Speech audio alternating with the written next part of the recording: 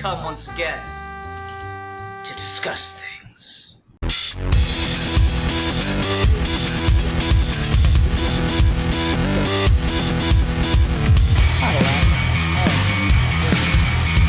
Relax. So I watched the can of this, and I literally just finished it a minute ago. Oh, okay. So this will be fun. Oh, yeah. Really well to hear. I have not processed this at all. Alright, let's go ahead and get right into it. Hi, everyone. Welcome to another episode of Geeky Gentlemen. I am Sid Partout. Joining me today is the one, the only Steve Baxi. Hello, everybody. Wait, hold on. Wait, shit. Did you get through the end credits thing? Yes. Okay. All right. So yeah, we'll just continue on from there. So Steve, why don't you tell the audience what you just told me? Okay. So I watched a cam of this movie. I didn't see it in theaters. I'll get to my thing about theaters because I have a rant about that in a second. But I literally just finished the movie a minute ago, maybe a minute and 30 seconds now. So this will just be like the most raw reaction possible. Yeah. Like not even recording a review after you walk out of the theater and go straight to your car like some people do. This is even more raw than that. This is literally, I closed the window of the movie and then clicked accept on the call. Yeah, that's crazy. Yeah. So this will be fun. I don't know if I'm going to make any sense, but we'll see. Well, it'll be weird because it'll be more fresh for you. Yeah. Yeah. So this is a review of the brand new Ratchet Clank film that's just come out in theaters that Steve Baxi did not watch in theaters. And I have a bone to pick with you about that then. We'll talk about it. Yeah. So I guess real quick, we'll go non-spoiler for a couple minutes and then we'll go spoilers, just because it's new. So immediate raw reaction then, Steve. Did you enjoy it? I thought it was okay. I'll be honest, my expectations were really low because I've been watching the tomato meter for this thing drop like a rocket, and I'm like, oh god, it's gonna be another shitty video game movie. I'm like, no, it's not. It's not great, but I liked it. Yeah, that's how I feel about it too. It's not like an amazing film. Like it's not like, people keep comparing it to Zootopia. I'm like, it's not even trying to be anything kind of like that. No, not even close. I mean, it's. My big complaint with it is just, okay, now I want to play the video game. Mm-hmm. It's very much like, okay, this is them testing the waters before it's its own thing. I could maybe agree with that. I don't know. It is certainly a commercial for the video games, but at the same time, I love the video games, so that works for me. That's the thing about it is, I want to play the video games, and there are video games, and it's almost the same. There's a couple of differences here and there that we'll talk about, but, it's kind of the same, and that's fun. Yeah, and I don't know how the PS4 game is, because from what I understand, that's a reboot of the first game. Yeah, so I heard there's some differences between the original first game, the PS4 game, and this movie, but I wouldn't know, because I haven't played any of those games in a while.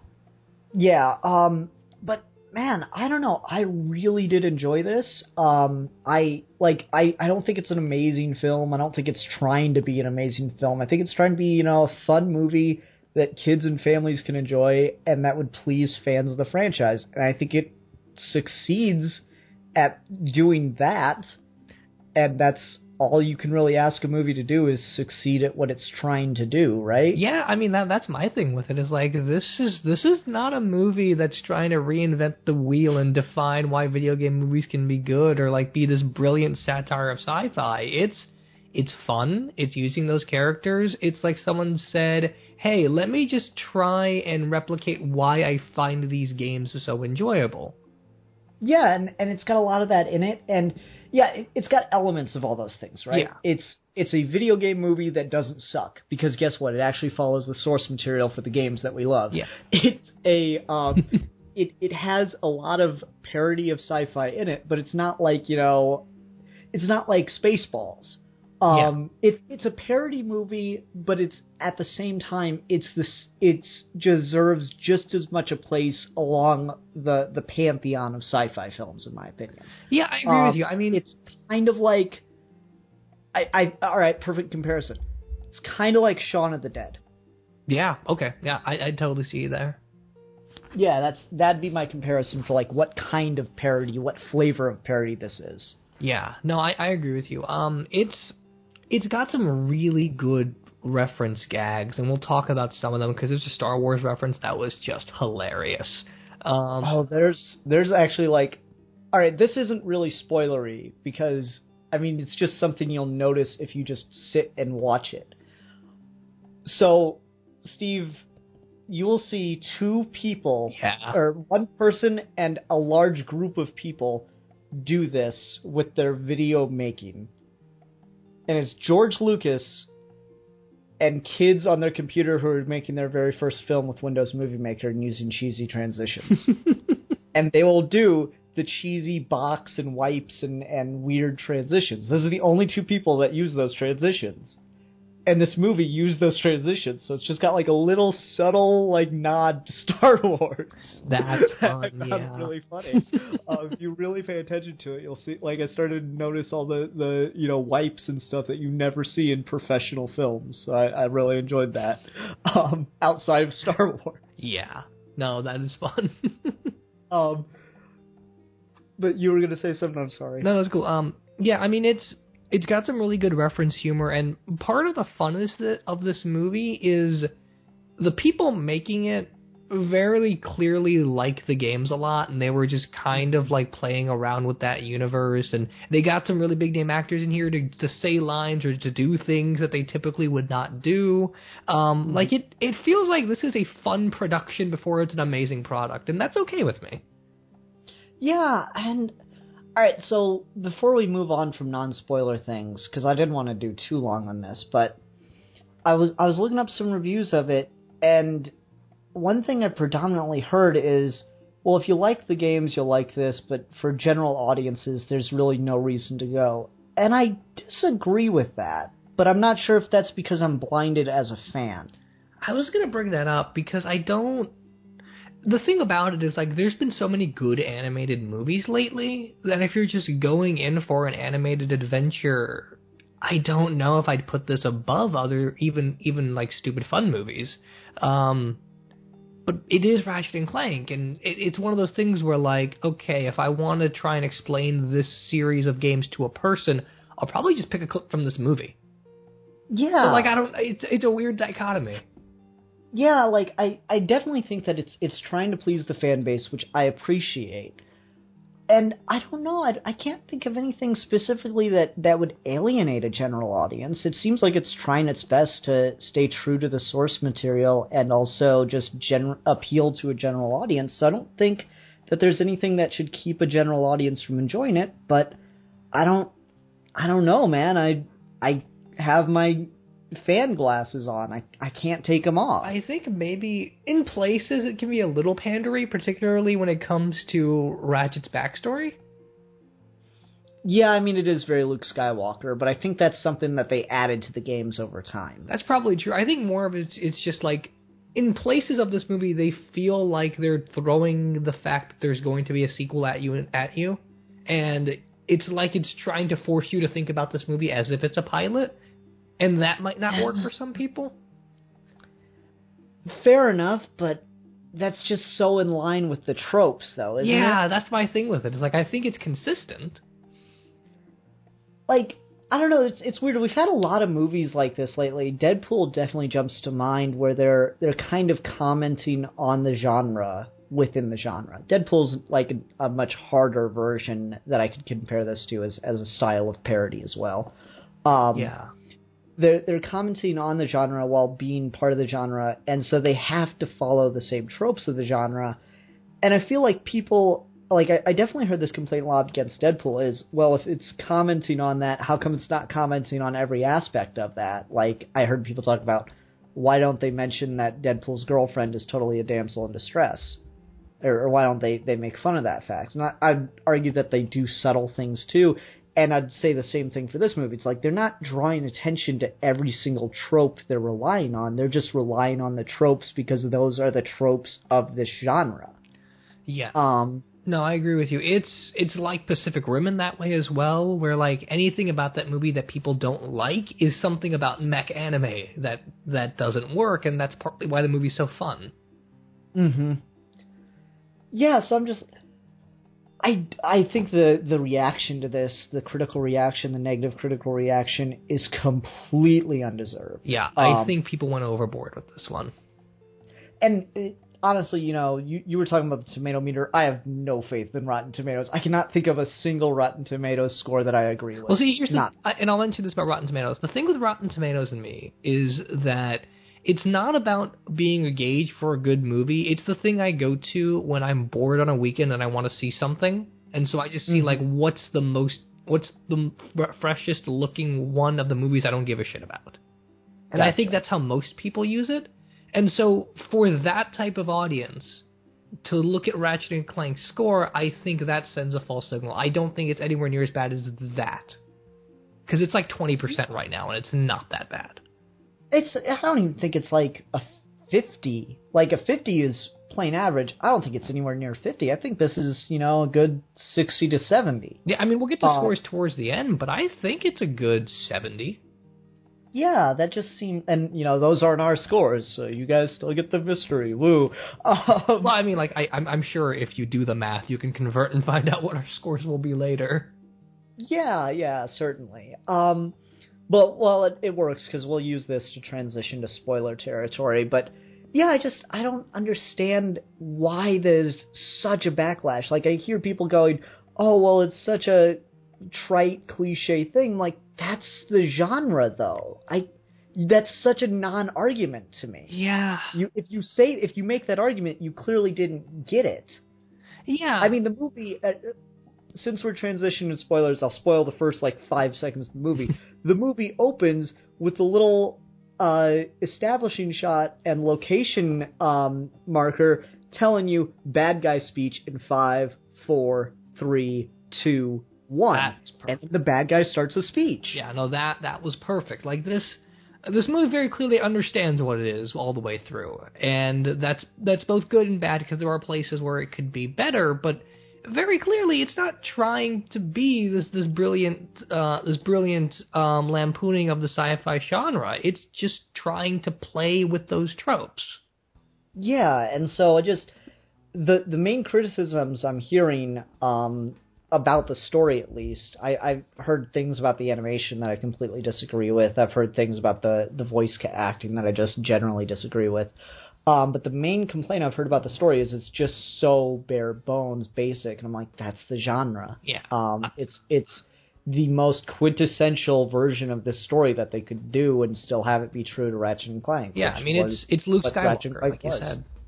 Yeah, it is. Ratchet's Luke Skywalker and Superman and, Goku all wrapped up into one. Yeah, exactly. So, okay, let's go ahead and get into spoiler territory by starting out with, where we were obviously going to start out. Sly Cooper and Jack and Daxter reference. I was so excited for that. That was the coolest. I clapped in the theater where I was one of only 2 people. Oh, and now I'm sad. It was so cool. It's disappointing as hell, though, because the way this is performing and the way people are talking about it, there's no way we're going to get that Sly Cooper movie. But I don't know. It might happen. It might happen. We might get direct to DVDs, which honestly would probably be better for it anyway. There'd certainly be a drop in animation quality, but I don't think it'd be that significant. Well, I feel like more than half of this movie's budget was hiring the cast. Mm-hmm. So I feel like you could make a good Sly Cooper movie with half this budget. Yeah, because the guy that played Bentley was just a dude that worked in a nearby record store of the studio at the time. Yeah, I mean, I'm not expecting Murray to be played by John Goodman or something. Yeah, I like John Goodman in this, by the way. I do too. I think the whole cast is for the most part pretty good. The guy that plays Clank, who I think he's the original voice of Clank as well, right? Mm-hmm. Yeah, him and Ratchet stayed. Yeah, he's the original voice of Clank. He used to voice Megatron. I think he's getting up there in age, and he doesn't sound quite as good as he used to, but it's not bad. Gotcha. I want to try to figure out what the budget of this film was to see, how much does it have to make back? I imagine not too much. I'm guessing somewhere from 10 to 20. Given a lower budget than many films, but the production is possible due to the... they're not giving me numbers. It's always so hard to find out people's budgets on films. Yeah, or at least accurate numbers, yeah. Budget, $20 million. 20, okay. Higher. So that it'll make that. It'll make at least 30. Probably. It's hard not for it to make 30. Yeah, well, I mean, I think is a good way to transition into my rant about movie theaters in this movie. Okay, sure. So I was going to see this in theaters today. I had every intention to go and pay for this movie. Here's the thing, though.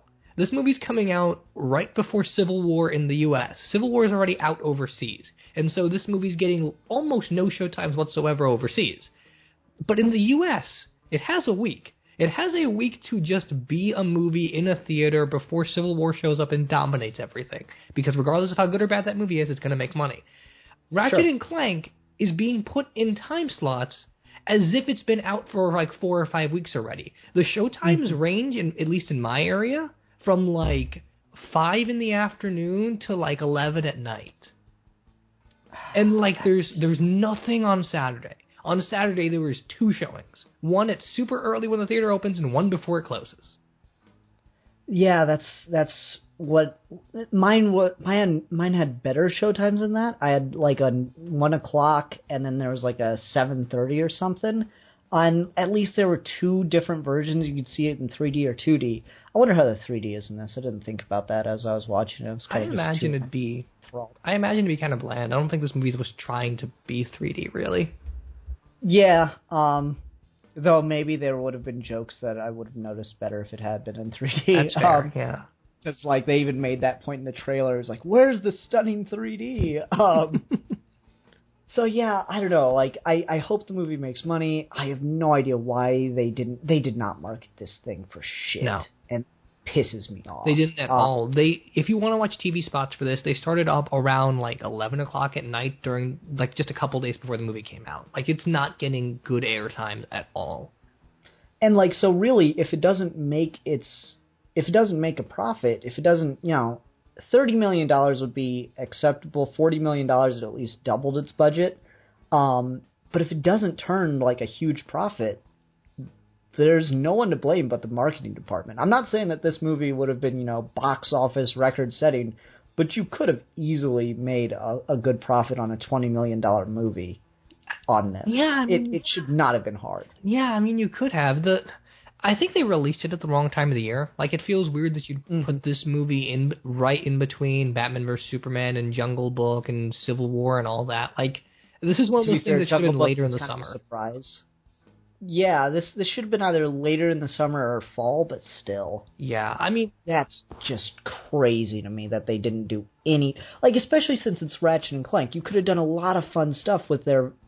Like, remember, Ratchet and Clank was, like, kind of the original viral marketing, like, parody thing. Oh, yeah, for sure. Before viral marketing was really a thing, because, like, the way they used to do the commercials for their games was they'd parody Jackass and have the kids in their backyard shoot each other with, like, the Sheepinator. I remember those ads. Those were amazing. Yeah, like, why... Which, by the way, the Sheepinator's in this. It's awesome. Yes, that was, like, the best thing ever. And also, I'll get to another review that I read. But seriously, why wouldn't you do that kind of stuff with Ratchet and Clank for viral marketing? I mean, that would have put so many asses in seats if this movie had a clever ad campaign that was half as clever as the original games. Part of the issue is just, like, this is a movie for people that play Ratchet and Clank, and most of the people that play Ratchet and Clank didn't even know it was coming out. I didn't know this was coming out until, like, last week when you told me it was coming out this weekend. Right? Like, that's a problem. Certainly. Okay, so one of the reviews I read made, I think, the dumbest point. It was IGN, so, But I think it was the dumbest point I've ever heard a review make, where I honestly don't know if the person watched the movie. So they go, ultimately, the movie just would have been a lot better if they had just used more of the guns from the movie, or from the games. I don't understand why they were just shooting lasers half the time. Where were all the cool guns and stuff from the games? I'm like... Are you kidding me? Wait, what? Really? Did they miss that scene where they're going through all of the guns from the games and naming them? Or not even that. Like, it's so seamless in combat when, like, it's not just Ratchet using them, to be fair. But, like, you have, when they're fighting off the drones, like, the guy switches from the blaster to the flamethrower. There's just so many, like, during the Quark boss fight, they use all the guns. Yeah. Ratchet actually goes, Ratchet's thing goes locker depleted. locker ammo depleted. Yeah. So I don't understand that point of view. Part of it is like this movie has such a good aesthetic that it mimics the thing from the games where when you're using several different weapons, it's like you said, it's completely seamless. It's part of the combat. It's part of the flow. It's part of the action sequence itself. So the movie doesn't need to draw attention to him dropping a gun and picking another one up and calling it by name. We get it.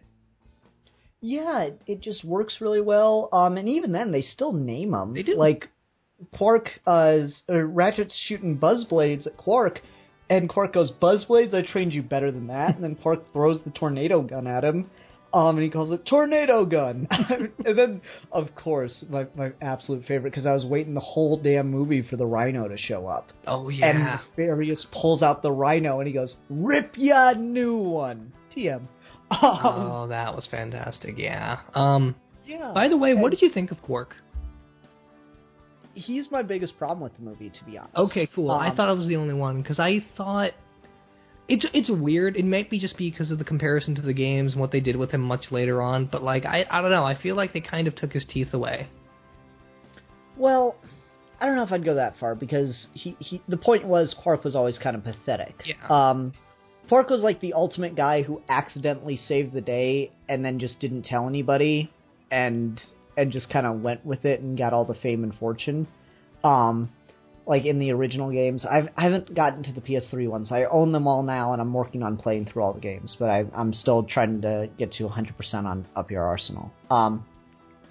So yeah, but the thing is, I can't complain about it because they're doing something different with him, and what they ultimately do with the character arc works, but it kind of like completely takes my favorite game of the franchise out. So I'm very conflicted. Because Quark's the villain in the second game. And so when you make him like have this moment of realization and this like he's tricked into villainy and stuff, like in the original game he was the spokesperson for the villain because, you know, the heroes just hired themselves out to whatever cause, and it was like this kind of subtle, not so subtle commentary on branding and just marketing and capitalism and all that shit. Yeah. And so he sold himself off to Drek to be his spokesperson for his new planet, and that's why he was a bad guy in that, and that led to his disgrace, and that's why he was the villain in the second game. In this, they condense it down and make it simpler so that he's just bought by Drek, and I like the scene where he's bought by Drek. That was really good. I don't know. I wouldn't say they took his teeth away. They just did something very different with the character, but ultimately I still feel like he's the same guy. I don't... It's weird. I kind of felt like he was a little less interesting. Maybe part of it was the thing with the post-credits when you got to Dr. Nefarious, and I just felt like this guy is ultimately not as interesting as he used to be, but I'm kind of okay with it. Oh, Dr. Nefarious? Not Dr. Nefarious, but Quark. Oh, okay. Yeah, because I think Dr. Nefarious is fantastic. That thing at the end of the credits is just amazing. But I think when you have that in a movie where you change up Quark the way you do, it just makes him look not as cool. I don't know. Because I like I didn't really care for the original Nefarious origin, which was Quark bullied him in high school. That's fair. Yeah. Yeah, and then Quark defeated him or whatever. And that's still part of this, is Quark defeated Nefarious in their past. But I don't know, I like the idea that Nefarious was the one that made all the weapons. It's weird, though, because they mention Gadgetron in the movie, so I don't know, like, how that quite works. Maybe Nefarious sold the designs, I don't know. It's an interesting thing, though. It's like, it works. I like Nefarious's origin more. I am conflicted about Quark, though, but I do like his character arc in this. That's the other thing with this movie, is that people are talking about how it's just got no characters at all, no one's got any motivations, and that's bullshit. I feel like this movie gives these characters more interesting things to do than some of the games. Yeah, there is times in the games where I'm just like, okay. and Ratchet just lost all character. Yeah, in this movie, there is some consistency, and there are moments where everyone who is different for a reason, and I appreciate that. Part of it is also that I feel like maybe we should just turn this into a TV show now. That could work if it was just the pilot for a TV show, and interestingly, not a good game, but Sonic Boom. One thing I'm endlessly fascinated by with that is the cinematics from the game and the quality of animation from the TV show are damn near identical. Yeah. To the point where the TV show is almost like this interesting in-between between the in-game graphics and the cinematics from the video game. And so as CG is getting more and more, powerful, more and more realistic, and our gaming engines and stuff are able to keep up with it more and more, I wonder how long it's going to be till we cannot tell the difference between in-game and cinematic, because it's close now. Well, that's part of the thing that Arkham Knight did that everyone appreciated, which is they took away the idea of the cutscene and they just had the game transition into everything. So, honestly, that's what Ratchet and Clank did years ago now, and same with Jak and Daxter and Sly Cooper. Yeah, it's just a matter of it's one thing to do it with more cartoony things, but to do it with something as ultra detailed as Arkham Knight clearly shows that that's possible and it's easy to do. So if you wanted to turn Ratchet and Clank into a TV show, I feel like you don't need a massive budget. This movie looks exactly like the games. It looks almost literally like the games, and I watched there'd be trailers, all the marketing that I thought I saw for this movie was actually for the new game. Yeah, I kept getting mixed up with that too. Yeah, all the trailers look identical. If you watch, because I did this earlier, I skipped around through the cutscene movie on YouTube of the video game, and in some places it looks like the movie just kind of straight up took a cutscene. I have no idea. I haven't looked at the cutscenes from the new game, but I believe you. It's kind of cool. I feel like if you can do that, there's no reason this can't be a TV show. I mean, combine it with Sonic Boom and Green Lantern the Animated Series, and you've kind of got the perfect Ratchet and Clank TV show. Yeah, and Sonic Boom, once again, game is absolute steaming pile of garbage. I don't know how you made a worse Sonic game than Sonic 06. But the TV show is actually quite clever and funny. I like the TV show. It's not great, but I like it. Yeah, I mean, the writings, when they're telling jokes, they have really good jokes. Yeah. I shall get some ham. Evil ham.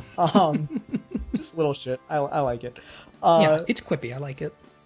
Yeah, and so just the quality of the animation there is really interesting, and people are like, oh, why didn't they up the quality from the video game? And then I'm like, how would you want to? Need to. Yeah, why? I'm happy with it how it is. Why would you want to, though? I feel like the ultimate triumph of making a film out of a game like this is to just make the movie look like the game. Yeah. I don't know why you'd want that. When we get a Sly Cooper movie, I want it to look like the Sly Cooper games, not some highly realistic version. No. See, what they're going to do is they're going to get Matt Boomer, and they're going to put him in an elaborate raccoon costume. They're going to paint his entire skin gray and give him a little domino mask. He's going to wear suits that are really furry. Oh, I want to see that now. I do too. Which, by the way, if you want to recast Sly Cooper, Matt Boomer is not a bad choice. I know, right? maybe we're just typecasting Matt Boomer. Honestly, though, we've got Batfleck, and I really like Batfleck. But part of me really hoped that they'd cast Matt Boomer as Batman, so that we could have a total, Silver Age comics thing where Batman impersonated Superman. That would be awesome. I think we had this conversation before, but he'd be great to replace Downey. Oh yeah, you mentioned that. Yeah, I can see. Anyway, getting back to the game movie. Maybe this could be a nice transition, but for the most part, I dug the voice cast. Like I said, I think Clank sounds a little bit older than he should, but for the most part, I thought they were all really good. Paul Giamatti's hilarious as Drek. Oh yeah, he's so good. And Stallone, it took me a minute to realize it was Stallone, and then I thought back to the old game, and there's a robot henchman in the first game that has kind of a camo look, and he's got a cigar in his mouth, and I realized in that instant, oh, that was supposed to be Rambo. So they kind of did that, like, that perfect thing where, like, that Samuel L. Jackson as ultimate Nick Fury thing, where here's a character that was based on this real-life actor, and now this real-life actor is playing the character in a live-action thing, kind of a similar situation. No, that was great. He's a lot of fun. He doesn't get too much screen time. Yeah, but I like his little rivalry with Clank, because Clank's kind of just a jetpack in a lot of the early games. Like, he's there for witty dialogue, and most of the time he's just a jetpack. Right. Like, there's a notable drop in funness of the game whenever you're playing a level where you have to play as only Ratchet. Yeah. Because just you don't realize how much you use that goddamn jetpack. Yeah, and I mean, Clank's got some good one-liners here and there. One of my only other issues with the movie is I feel like none of the scenes lasted long enough. Like, there's a really good banter, and I love Ratchet and Clank's relationship, but I feel like we don't get quite enough time with just those two together. That's fair, and that's a complaint I've heard that I kind of tend to agree with, but at the same time, 90-minute runtime, they got to work these other characters in that are more important to the overall plot. Yeah, I mean, that's again why I feel like this should be the pilot for a TV show. Like, there's so much, or just more movies. Like, there's just so much you could do building right off of this, and it's very clearly trying to lay lots of seeds. Yeah, but not in an annoying way, right? No, not like in an Iron Man 2 way. Yeah, like, they just kind of mention, oh yeah, Ratchet's people are from another galaxy, and there aren't very many left in this galaxy, and you know, you get the nefarious scene, but that doesn't necessitate a sequel because it's just like this obvious, like, trope of these movies now. Yeah. Everything has to have an after credits scene. Yeah. Like, I so love that little quip. Oh, you knew this was coming. Yeah. I love how this movie breaks the fourth wall, by the way. When it does that, it's just fantastic. Yeah. Oh, man. The little... I cannot... You know, I doubt he'll do it, and I know you don't really care for this channel, but I really want to see CinemaSins do this movie. Because, like, they always get really annoyed, or they always, like, sin something for telling you where it is, like, in an establishing shot. It'll be like, you know, Paris, France, and I'll go, oh yeah, in case you meant Paris, Texas. Like, that's a consistent joke they'll do, so I really hope to see him react to that little quip that they keep throwing in there. That would be fun, yeah. Yeah. This is another one of those movies where I'm like, I can probably, on another pass-through, talk about, like, plot or just filmmaking things in general that don't work, but I ultimately don't give a shit. Like, it's having fun with itself. It's making fun of things that don't work, and I don't really feel like there's the need to go deeper than that. Yeah, I mean, it's not like meant to be thought about and make you question your life and look into a mirror for an hour. And it's not like an anti-intellectual thing either. It's really just this movie is about the experience. Yeah, I mean, it's something mainly marketed toward kids, families, and people that love the games. And if you have a family or, you know, with a little kid, I hope you're not a kid listening to this show, because we curse like sailors. But if you have a family with, like, kids in it, go take them to this. They'll love it. If you're a fan of the games, go watch this. You'll enjoy it. Like, I mean, just for a video game movie, this is the best we've ever gotten, right? Yeah, I agree with you. I mean, the competition is nothing, but I mean, it's not the greatest praise to give a movie as, well, it's better than all those shitty movies, but still, that's something. Yeah, I mean, it's fun, it's enjoyable, it's what video game movies should have been when they got started. Yeah, and there's so much of that, like, oh, well, we have to completely change the source material. I'm like, I have no problem with changing the source material. I mean, we reviewed Punisher 04 last week. Yeah. But if you're gonna do it, it should be an improvement. And I feel like for the most part, this movie does that. Like, I love what we get with Nefarious towards the end. I've heard some people talk about this. I don't remember off the top of my head, but Clank's a little bit different, right? Not really. Just in that, like, originally the factory producing him was producing robots for direct to use, and it just produced Clank to save the universe, and then that got explained later in later games with the Sony or whatever that was. Right. So I mean, they'll probably end up explaining that if they get a sequel. Yeah. Well, I mean, it's just like there are elements here and there that they alter, but I don't feel like any of them are unwanted changes. It's more of just a matter of like condense this movie into 90 minutes, have it come out, and try and understand that we want to make more. Yeah, and like there are minor changes. The biggest one being to Quark, but honestly, it's more in line with what they started doing with him later on. So it feels kind of because you said the PlayStation 4 game is a reboot or a remake of the first one, and this feels almost like that again, not in a bad way, but more of just like we've done this story 3 times now. We know what works and we know what doesn't. We know where we want to go. Mm-hmm. So there's more confidence to it, if nothing else. Yeah. You mentioned something earlier, and I cut you off on it. What was the Star Wars joke? There's the thing where a guy falls, he does the Wilhelm scream, and the guy's like, Wilhelm? Yes! That was my god, funny. that was the greatest. I didn't even think about that as just Star Wars, because it's in everything. That's true. I mean, it is in everything, but it did start originally as Star Wars, so when I saw that, I'm like, that's genius. Wilhelm, no! Yeah, I agree. That was pretty good. That was one of my favorite bits. I mean, there's a lot. This is a really quotey movie. Mm-hmm. Like, I was surprised. They have Clank give Ratchet the odds like 3 or 4 times, and I was waiting for that Han Solo line. Never tell me the odds. Yeah, it's fun. I like. It's not only making fun of just like Star Wars stuff, but there's lots of just sci-fi things in general. Like there's some Star Trek jokes here and there, and yeah, like Quark goes space. Yeah, it's really big. Yeah, like it's clearly made by people that enjoy science fiction as a historically and literature wise, and so. It's trying its best to be mainstream while still kind of poking fun at that, and there's layers to it, and I appreciate that. Yeah, I mean, it's got like a lot of the not only sci-fi but a lot of just general action kind of things. Yeah.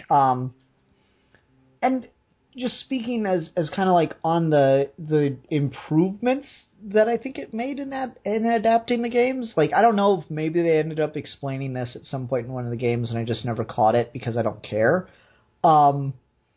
I really like the explanation for why video game characters can carry a gajillion weapons that should weigh thousands of pounds. I thought that was brilliant. Like, it's Ratchet and Clank where technology equals magic anyway. So, just the idea of, oh, well, you think of a weapon and it telepathically transports into your hand. That's perfect to me. Yeah, I don't mind that. I think it works. I thought that was just a fantastic way to introduce, like, to have Ratchet and Clank get to have their arsenal, and it makes perfect sense. And it was just cool, and seeing Ratchet, like, he kind of gets to use the Force almost. Yeah, no, it's fine. I mean, it's one of those easy getaways we've been using in comics for years, so I figure why not just throw it into video games too? Like, really?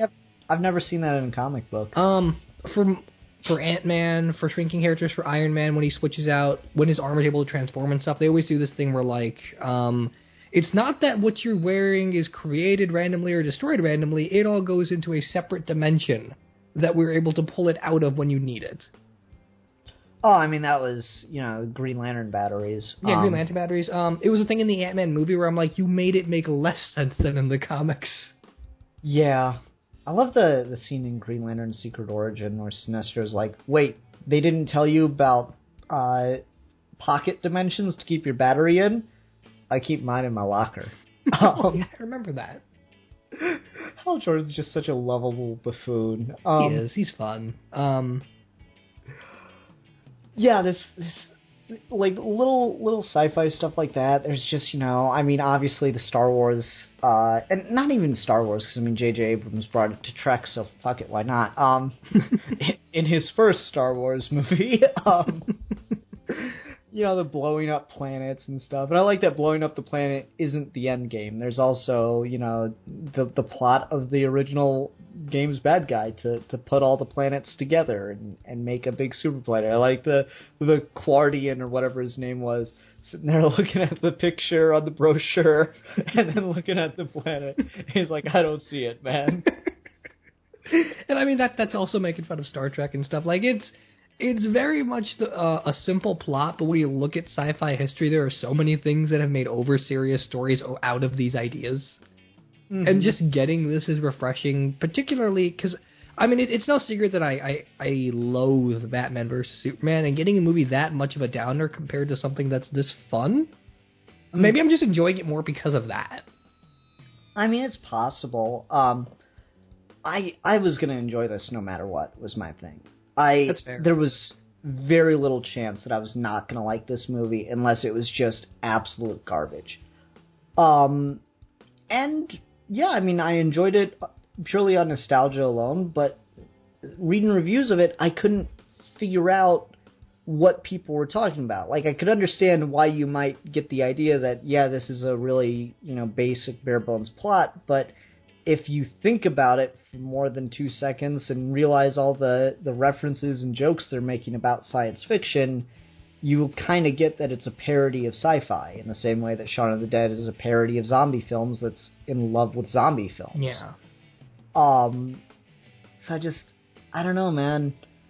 I freaking love this movie. I'm buying this on Blu-ray day one it drops. I can hopefully we get a commentary or some special features or something. Yeah, I mean, I'd love to get more details on this. I don't know how long this has been in development either. 3 years. 3 years, really? Yeah, it took, there was an announcement trailer. It was supposed to come out. There was an announcement trailer in 2013. It was supposed to come out in 2015. And now it's 2016. Oh, wow. Okay, I didn't know that. But, okay, that's interesting. I will probably end up buying this on Blu-ray. I'll probably go out and see it again if I get a chance before Civil War hits. Yeah, I mean, please do, because just anything that this movie can make will just, I think we'll still get our Sly Cooper movie, because I don't think that it's not going to make any money on a $20 million budget. I think it'll probably make more of its money on DVD and rental. Yeah, and I mean, the games do really well. It's a staple of the consoles. I don't know why you wouldn't keep going with these. Yeah, I think we'll get our Sly Cooper movie. I just think we'll probably either do limited releases or straight to Blu-ray and DVD. Yeah, I don't know. I guess we'll see. I wish we could keep getting these in theaters. I like the idea of releasing these every couple of years as big event movies. Mm-hmm. It works better for this franchise than it does anything else. I understand maybe some of the issues where some of the cast is pretty busy. The guy that voices Ratchet, James Arnold Taylor, does a lot of animation work all over the place. So yeah, did you know he voiced Obi-Wan Kenobi in the Clone Wars show? He did. He's also the Flash in all of those Lego DC games. Not games, movies. Fun. Yeah, he's good in that. He's worked on pretty much every cartoon I've ever watched. He's Green Arrow and Guy Gardner in Brave and the Bold. It's crazy when there's this channel I follow. Let me find. I think it's called Teddy K Gaming, and I highly recommend it. He just does these really interesting things where he'll do characters and voice actors, and he'll pick a specific character that's been in multiple animated and video game franchises, and he'll just play all the different people who have voice acted for that character. Oh, that's cool. Yeah, he'll just do little clips of them doing the character's voice, and he'll show a picture of him next to him. I think I've seen that. He does some other stuff like that too, but it's really fun. Yeah, I think I've actually seen a couple of those. There's one for Batman, one for the Joker, a couple for Superman. Yeah, I stumbled onto it because I found one for Hal Jordan Green Lantern. Oh, that's cool. Yeah, that's fun. So this guy does play a lot of people. He's in one of the Back to the Future things. I think he's in the game. He plays young Doc Brown. Weird. He's a versatile guy. He's in everything, so if they don't make more because of his schedule, I can sort of see that, but this isn't a hard role to recast. I wouldn't want him to recast it. I just think, there's no way... Voice acting is nowhere near as time-consuming as film acting. That's fair, yeah. you can go into a booth and get some stuff recorded real quickly, and they're much more flexible on contracting and recording schedules for that kind of thing. So I think conceptually he should be able to, like, because otherwise he wouldn't have that level of work, you know? That's fair, yeah. Like, that's why there are so many voice actors, is because it's just, you know, not to demean it or anything, it's just easier to do voice acting than it is to do live action acting, which is why, Steve, go ahead and make your point about Kevin Conroy. Yeah, which is why Kevin Conroy should stop fucking voicing Batman. No, not that. Oh, what was my other point about Kevin Conroy? Your other point about putting him on lists of live action Batman. Yes. The stupid fucking thing people do on social media where they talk about all the great Batmans in live action and they just throw fucking Kevin Conroy on there as if Kevin Conroy's definitive voice acting is somehow the same thing as anyone else who played the character in live action. Because it's not. Yeah. It's really not. I mean, I would love, like, Kevin Conroy did a thing where he was talking about Christian Bale's Batman voice, and we all get it. Christian Bale's Batman voice is not good.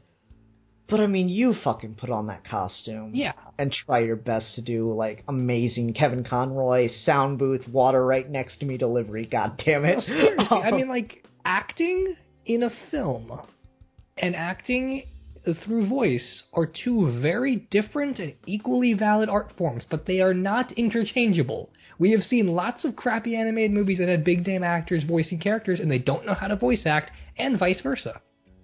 Yeah, and actually that was really refreshing to have work out here, wasn't it? Oh, yeah, totally. I was surprised by how good some of these people were. Like, I don't know if Rosario Dawson's done any voice acting, but she's good. Yeah, and she's in the game, too. I wonder sometimes when they do voice acting, because I know Mark Hamill has talked about sometimes when he was voicing the Joker, they'd record him on film and animate the faces that he was making, because he was just, you know, sometimes with voice acting you have to contort your face to get the right sound. Right. I know that he talked about that. I wonder if they're doing any mocap with actors' faces as their voice acting now for animated films. Because it's so easy. You just have to go in for, like, it basically just be like going in for makeup for a little bit to get the motion tracking points. Well, we do that a lot with video games, so it wouldn't be surprising to do it for full-on CG films. Yeah, and I mean, it would make blend shaping easier from the animation perspective, so it just makes the performances... That's another thing I heard about the animation is people said the voicing... The voices didn't look like they were coming out of the characters' mouths, and I just disagree. I don't know how. I thought it was all fine. I think people are just nitpicking at that point. I think what it is they didn't, you know, I hate to use this argument because I sound like, you know, a fanboy, but I just don't think they got it, and so they're looking for things to complain about. And I mean, I'll give you that Ratchet and Clank is not a franchise for everyone. I've had more than a few friends that I've tried to give the games to, and they just don't enjoy them, and that's fair. Yeah. I mean, they're wrong, and I don't understand how, but it's fair. I would kill to see Cap play one of the Ratchet and Clank games. Oh yeah, totally. I don't think that's his bag. He is so in love with sci-fi, and I would just kill to see how he would react to some of that stuff. I'd love for him to take his kids to see this movie. I feel like it'd be fun for all of them. Oh man, you should try to talk him into doing a how he felt about it with Jason. Funny thing, we have all of us on the Crisis team have like a 6-way Google Hangout, or 7-way Google Hangout thing that we chat on pretty much every day. And earlier today, Cap's like, so is anyone reviewing Ratchet and Clank? Oh, well, link to Geeky Gentleman, I guess. Yeah, link to Geeky Gentleman. I'll ask him about this. Maybe I can just take the opening non-spoiler part of this and just post it there and then link everyone over here. Did we cuss in the non-spoiler? If we did, I'll just edit it out. Okay, yeah, sure. I'm cool with that, and that'll just be the clip. Yeah, I can do that. I'll ask Cap about it, since you and I both play Ratchet & Clank. You know a lot more about it than I do, and it'd be fun to get that on both sides and to get this more views. Yeah, sure. I'm cool with that. Yeah, I don't know, man. It's one of those properties that, like, I was talking about this on Twitter. You know, I knew I was going to go into it and enjoy it on nothing but nostalgia alone unless they just absolutely destroyed it, right? Yeah. what I'm really curious about, more than just a general audience thing, is I'm curious how sci-fi fans will react to it. I really want to know what Alex thinks of this movie. I really want to know what Cap thinks of this movie. Yeah, it's one of those things that might play differently for them. Because I don't know if Alex is a video game guy either.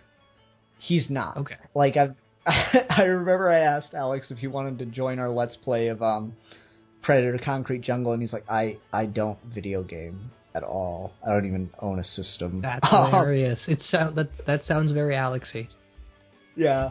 So I was talking to him on Twitter about it because I was just really excited last week, and I linked to the. Do you remember the Courtney Gears music video from the third game? Yes. Yeah, there's the Britney Spears style music video about robots taking over the galaxy and destroying all organic life. And it was just really funny to me. Oh yeah, are you that feeling was me, robots? Because I'm feeling you. So just stuff like that I really enjoy, and I'd just be curious to see a sci-fi fan who's never played the games take on this movie. Yeah, no, that'd be fun. Another thing I want to mention, I always seem to do this, but I want to talk about the score for this movie. Sure. I think it's fine. I think it's good. I've read some reviews where people are like, it's the most generic video game music ever, but I'm like, no, it's fun. It's got a fantasy vibe. It's got this thing where it kicks up at inappropriate places, and that just makes the jokes land more. Like, the movie is making fun of how overly serious some of the characters or how stupid some of them are. And it does some of that through the music, and I think it's timed really well with all the scenes. So even if it's not the most unique sound, it's edited and integrated into the movie really well. Gotcha. Yeah, I didn't really notice much of the score. It usually takes me 2 or 3 times to start noticing the score, because just music is not my area. That's fair. I'm not a music guy, but for some reason it always sticks with me if movies have good scores. Yeah, I lack any sense of rhythm. I cannot keep a beat. I can't play an instrument. I can't sing. That's totally fair. Anytime a video game uses a music puzzle, where you have to keep a beat, I just spend the next 20 minutes trying to get through that shit. Because I am awful at those things. But yeah, so I didn't notice the score. One thing I wanted to make sure to talk about, I was going to bring it up earlier when we were talking about the Rhino. So I was waiting for the whole movie for the Rhino to show up, because once you unlock the Rhino in the Ratchet Clank games, it gets significantly easier. It's the greatest thing ever when you have the Rhino. Right? So I was waiting for the Rhino to show up, and then I was for half a second I was disappointed that Ratchet wasn't going to use it and that it was going to be Nefarious using it. And then Ratchet does this, it's I don't know if I want to call it a character thing, because it's just so simple, but I like that Ratchet beats the bad guy with the wrench. You know? Yeah. Well, I mean, they do this thing in this movie that I don't think is in the games, where Ratchet's kind of got a pseudo's dad instead of just hanging out by himself. So there's an interesting transition from him just fixing cars or spaceships or whatever, to meeting Clank, to getting to the end and being a Galactic Ranger and all that.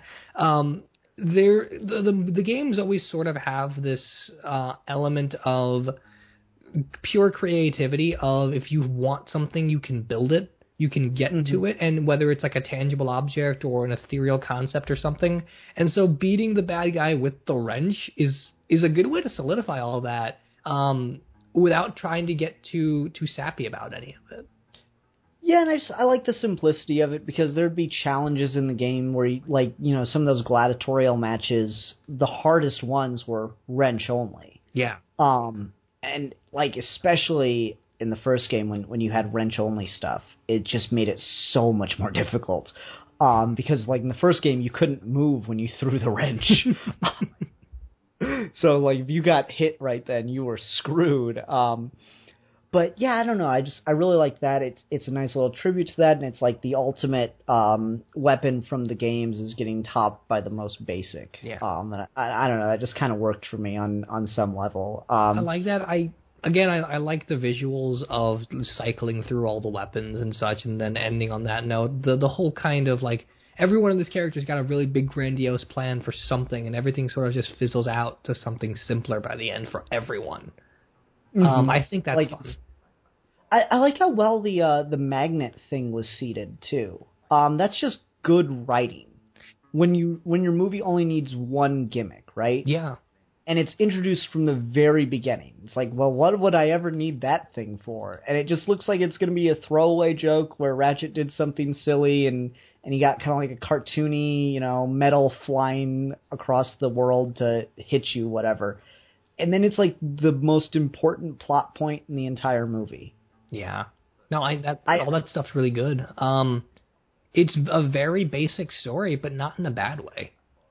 Yeah, it's basic hero's journey stuff, which, again, to be fair, that's more Jak and Daxter's thing than it is Ratchet and Clank's, but it works here. Well, the thing with Jak and Daxter is, I always say Dexter, it's Daxter. Jak and Daxter, the thing with that series is the classic hero's journey is also morphed with like a really interesting mythology, and as the games get more and more, Jak and Daxter grow into their own and have unique character arcs. Not saying that Ratchet and Clank don't, but Ratchet and Clank's always been about overcomplicated sci-fi plans and simplicity. Like, it's always been more about poking holes in what we consider classic anyway. Yeah, so, and this goes for a more grounded, more serious take on that, but still keeps a lot of the humor and fourth wall jokes and stuff. Yeah, like, this is trying very hard not to alienate people, but at the same time still understanding it's for the people that love the games. Yeah, and I don't know, I cannot hate on something that's that respectful to the fan base, right? Yeah, I mean, like, it's not a great film, it's a fun movie. And I think there's a distinction between those two statements. Certainly. I think it's a pretty solid, fairly well-written film. Like, I don't know, I heard people say, oh, there are plot points and weird motivations where people just need to take a minute to talk to each other, but I can't think of them. Yeah, I'm trying. If someone wants to point them out in the comments, sure. I don't remember anything like that. I felt like everything kind of flowed pretty naturally. I mean, the scenes were all pretty short, and I feel like the movie's running really fast, but that's not the same thing. Yeah, I don't know where you get that. Like, are Quark and Ratchet going to have a sit-down when Quark is kind of embarrassed that Ratchet is stealing the spotlight from him? No. Yeah, I feel like everything kind of flowed logically for the most part. Yeah, and like there's always something in movies where it's like some kind of huge leap in logic, but it's not everything needs to be explained to people. Yeah, I mean, sometimes you just have to accept it and move the hell on. And again, I mean, this movie's a ride. Like, it's a very different sort of critical principle than something like, I'm trying to think of a really brilliant CGI movie. It's a different kind of thing than The Incredibles or Zootopia, where like there's a very conscious effort to innocently tell a complex story. And this is not that. This is just an innocent story. Mm-hmm. And I don't know what people... Maybe it's because it's just the year this came out then. Because I heard a critic talking about what songs were getting nominated for Grammys this year. And he made an interesting point where he's like, there's a lot of good stuff out this year, but the things that are going to get nominated, the things that are going to win, are the things that matter, the things that are making a point, because this is the year of things that matter. It has been a very progressive and very political year, and I can't deny that. Like, there are things that have come out that have been, serviceable, good, fine, okay, but the stuff that's come out this year, speaking 2015, 2016, like, as, you know what I mean? Yeah. A lot of the stuff that's come out this year has had a very political-edged slant to it and has been commenting on very timely issues lately. So maybe we're just getting spoiled with really deep, thoughtful entertainment, and that's not what this wants to be. Or I think people are having a rough time taking or transitioning between the two, or taking things on their own terms. Like, a lot of what I've seen when I look at comments and stuff is there are people that watch something smart They don't understand it, but they acknowledge that and roll with it. There are people that watch something that thinks it's smart and think they're smart for liking something like that.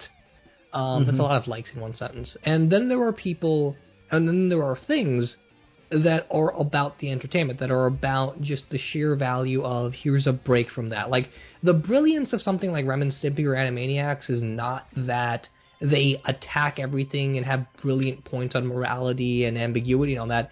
It's that they're there because everything else is trying to be uber serious. And that's what this is.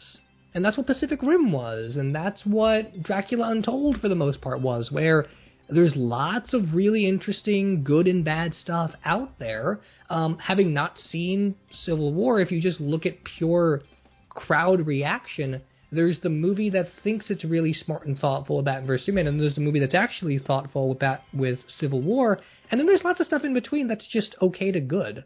And I think people have this issue where they either don't want to, or they aren't able to transition between those things and just take movies on their own terms. It's not about comparing everything. It's just about trying to see what the film wants to be. And yeah, and I think this would be a good place to end it out, really, because that was kind of the point we started this all out with, is this wanted to be a movie that had a general appeal to families and kids, and also stayed true and would please the fan base.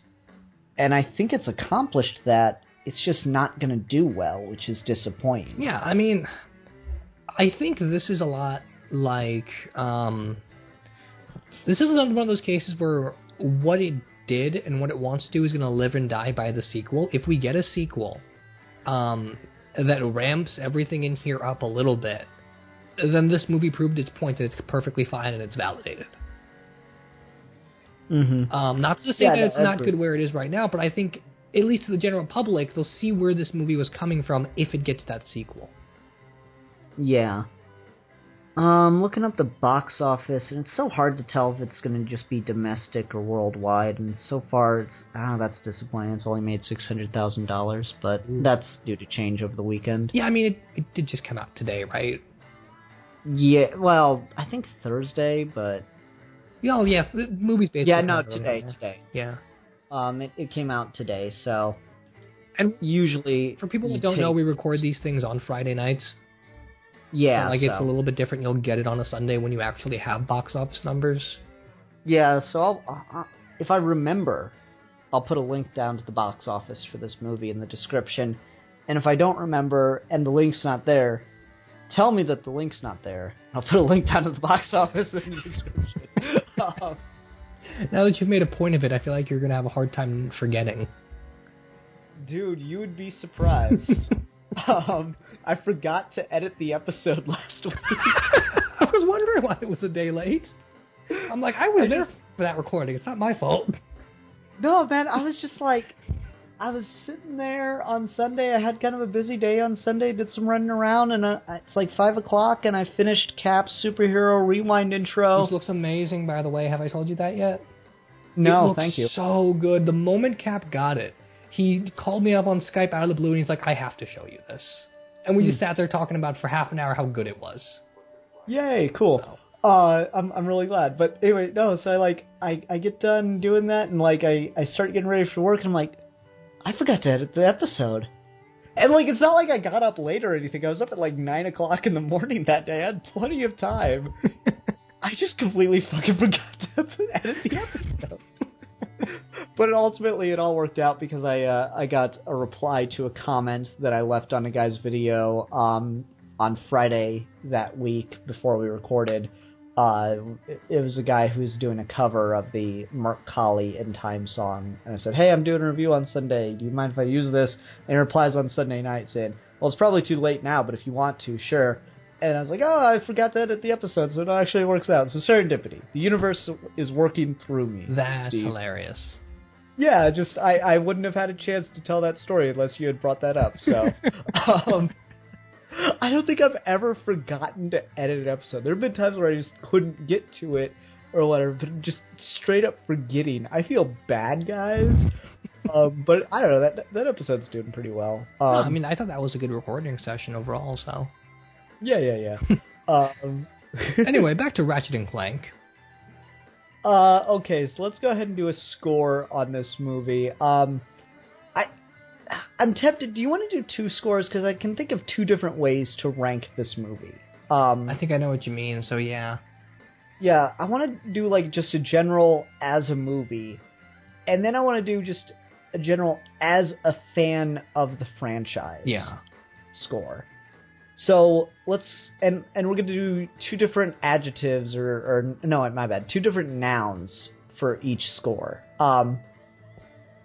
So for me, I'm going to give this movie a general score of 3.5 out of 5 Omni wrenches.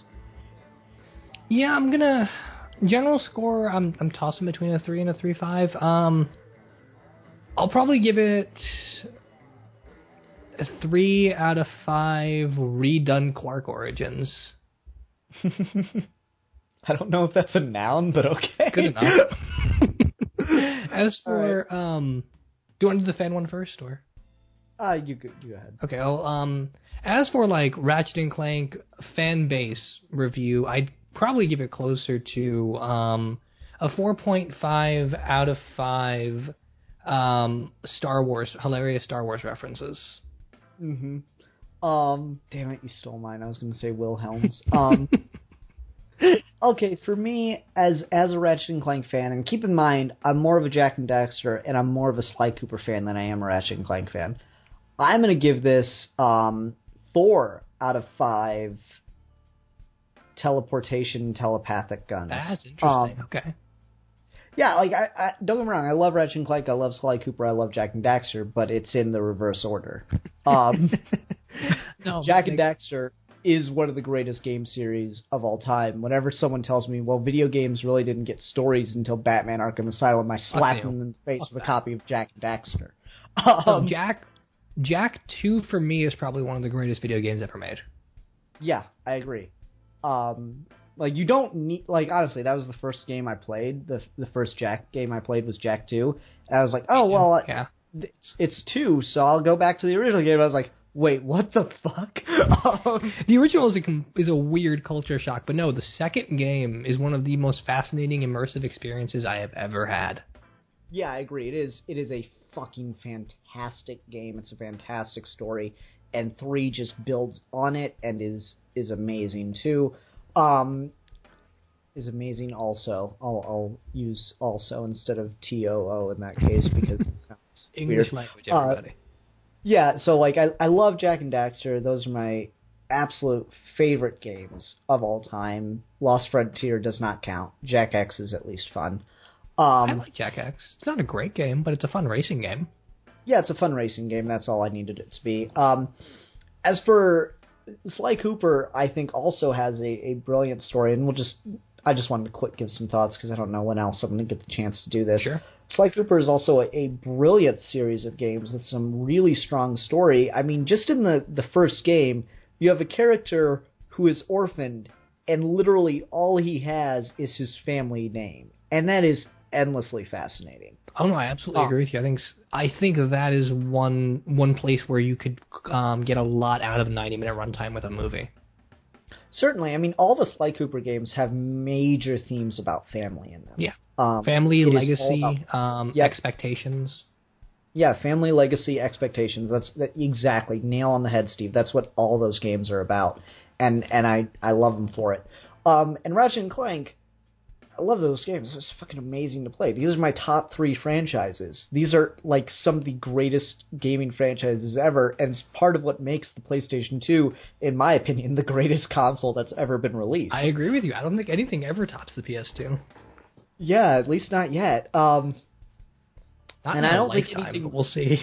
Yeah, I don't think anything's going to come out in my lifetime because I'm just not as big a gamer as I was when I was a teenager. Well, part of it is just like... There's literally 10 things for everyone on the PS2. You don't have that with the newer systems. They become more and more focused towards classic gamers and hardcore gamers, and the people in between have gotten lost. Yeah, but that's I agree. A different video. Yeah, it really is. Save that one as a discussion topic. That could be fun to talk about. I could. I'll put it on the list. No, you're actually getting down a list, right? I've got a sticky note. Oh, Steve. No, I agree. So I wanted to get some general thoughts on there. I love Ratchet and Clank. I've explained why I love Ratchet and Clank in this series. Ratchet and Clank are my blueprint for a Green Lantern game. Someone call me up and we'll make it happen. Or someone just hack Jak and Daxter 2 or 3 and replace everything with Green Lantern characters. Yeah, if it works for Grand Theft Auto, it's got to work for those. Yeah, so I don't know. I love those. I love all those games, and I'm just so happy to see this made. And I really, really hope we get our Sly Cooper movie, especially since you show Sly Cooper in this fucking movie. You can't do that to me, man. I lost it when he was there. It was the greatest thing ever. And it's like for 2 seconds, but it was so awesome. Sly Cooper was in a motion picture. Briefly, but still. And considering that this movie looks exactly like the games, just the potential of doing that for Sly Cooper. Yeah, because I was really I do not like his character design or any of the character designs, honestly, in the newest game. It looks so more blocky than the PS2 games, which I have no idea how, but it happened. I haven't played the newest game, but when I was looking up Let's Plays of it, that was my big thing. It's like, this doesn't look like a Sly Cooper game. And it's a little more clunky with the flow, but it's still got a fairly good story. It's kind of fun to go back in time and be around Sly's ancestors, and once again, builds into the themes of family. Yeah. So, I mean, spoilery, do you mind if I spoil something from the newest Sly Cooper game? Go for it. That game is really old at this point, so... Yeah. I was really disappointed they didn't, have Sly team up with his dad. They didn't? No! Isn't that going to be the point? Yeah, you'd think that'd be, the perfect opportunity to have Sly as an adult meet his dad again, and they didn't do that. And, I was really, really disappointed by that. That seemed so obvious to me. Maybe it was too obvious. Because his dad's kind of always floating in the background of the games. He's kind of got the Wizard of Oz thing going. Well, I mean, especially considering what Sly 3 was about with his family and stuff, you would think the natural extension is just meet his dad. Yeah, they didn't do it. That's weird. Right? Whatever. Yeah. What can you do? Anyway. So yeah, there's our review of Ratchet and Clank the movie. Next week, once again, I'm sorry for all the reviews back to back, guys, but it's just the way this happened to work out. Next week, the superhero enthusiast who no longer has a channel is going to be joining us for a review of all the DC Earth 1 books. Which would include Superman 1 through 3, Teen Titans, Wonder Woman, and Batman 1 and 2. Yes. And what do you think? Should we talk about those in the order they came out? I wasn't sure. I was thinking that we would just do it let's talk about Superman, then let's talk Batman, then let's talk Wonder Woman, then let's talk Titans. Yeah, that'd probably be better. I figured we would just break it down that way, because they're all on Earth 1, but they don't all feel like they're in the same universe. I read an interview with the Teen Titans writer where he said he specifically made it so it's not in any shared universe, and the only superheroes in this are the Teen Titans. Okay, that makes perfect sense with that book. So, if we talked about them in publication order, it'd be a really weirdly disjointed conversation, especially considering I think all 3 Superman books are one story. Yeah, that's fair. We'll do it as each character then. Each character starting in the order that they came out. Yeah, kind of that sounds good. Okay, so that'll be... Sorry, just logistic thing I wanted to work out now. That'll be fun to talk about. I'm excited. I'm honestly, I wish I could have gotten it closer to Batman v Superman, because, this is going to be if you ever wanted to see Alex and Steve fight, Superman Earth 1 is going to be, the battle, man. I don't know why he doesn't like it. It's one of the greatest Superman stories of all time. I'm so excited to hear you guys. I'm going to kill a friendship. He and I agree on almost everything. Come on. Right? And it's going to be so funny to hear you guys talk about that. And so I almost want to do an intro sketch where I'm going to be the enthusiast of Canada and the backseat of South Carolina. We'll just parody those trailers. Yeah. Milan shows up as Doomsday. Yeah. Anyway, all right, everyone. Thank you very much for listening. Until next time, I'm the philosopher, And I'm the politician. and we are your geeky gentlemen, and we will be discussing things.